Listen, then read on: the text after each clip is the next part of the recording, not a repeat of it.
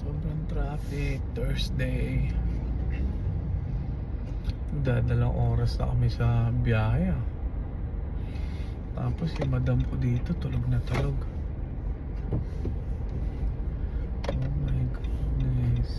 Oh my goodness. Kay Choling yun na lagi ni Choling yung reaction niya. Oh my goodness. Traffic. Pero malapit na, siguro mga 30 minutes na lang to. Sobrang traffic. Napaka-traffic dito sa Dubai Tuesday tsaka Thursday. Ewan ko kung bakit. Alam ko, pag Friday kasi walang pasok yung government, yung iba half day. So kaya yun. May connect ba yan?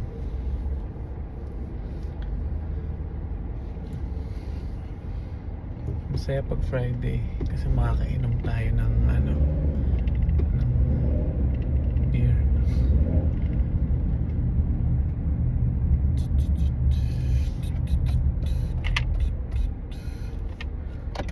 Grabe traffic. Sabagay dito lang naman to.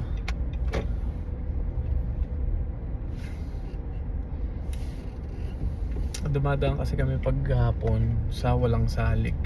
Yung salik is parang toll gate yun.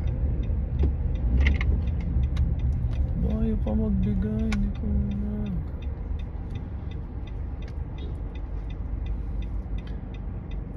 dito kami dumadaan sa walang salik paghapon.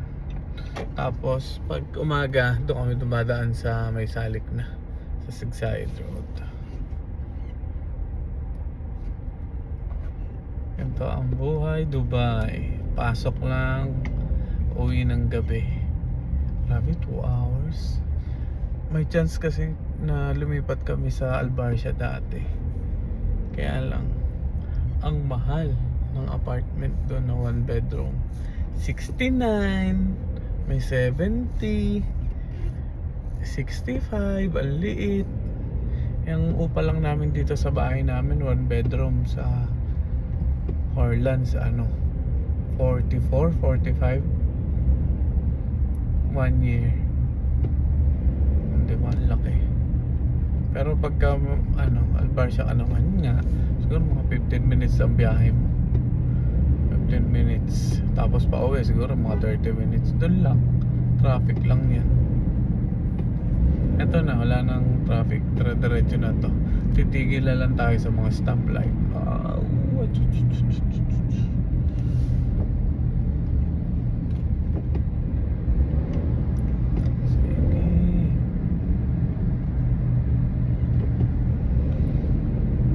Ngayon, December 11, hindi ramdam Pasko dito, may pasok kasi. May pasok ang Pasko dito sa Dubai. Pero yung iba nagsa-celebrate din kasi may mga Katoliko naman dito na kahit ibang lahi.